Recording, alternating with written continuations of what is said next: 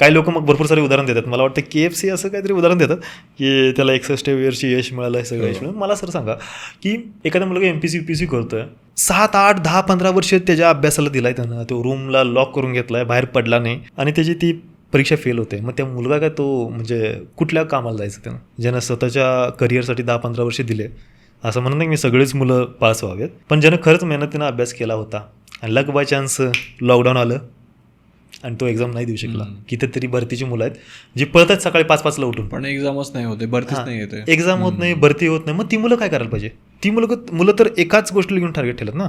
लोक म्हणतात ना की फोकस राहिलं काय, मग त्याच्यानंतर तो व्यक्ती जाणार कुठं आहे? मग हे यश कुठे गेलं? मला असं म्हणायचं नाही की 2 वर्षात 3 वर्षात यश मिळावं, पण ॲटलिस्ट जो संघर्ष करतोय कंटिन्यू. मग हे लोक म्हणतात की नाही त्याला 61 वर्षी KFCच्या ह्याला ते कोण आहे तो व्यक्ती, त्याला 61 वर्षी. त्याच्या लाईफमध्ये मी म्हणजे जेवढं मला माहिती आहे की त्यांचा डिवोर्स काहीतरी झाला, की बायको सोडून गेली, काय मेली, आणि काय मुलगा वगैरे त्यांना सोडून गेले, सगळ्याच गोष्टी निघून गेल्या त्या व्यक्तीच्या आयुष्यात. 61 वर्षी आज त्याचे भरपूर फ्रँचायझी असतील, पण माझ्या दृष्टिकोनातून ती व्यक्ती त्या लोकांना जेव्हा त्याला गरज होती, फायनान्शियल प्रॉब्लेम होते, त्यावेळी त्याला पैसेच नाही मिळाले ना बिचारायला. तो टाइम निघून गेल्यानंतर, ती व्यक्ती निघून गेल्यावर ती सक्सेसचा काय उपयोग? काय उपयोग दाखवणार कोणाला आहे?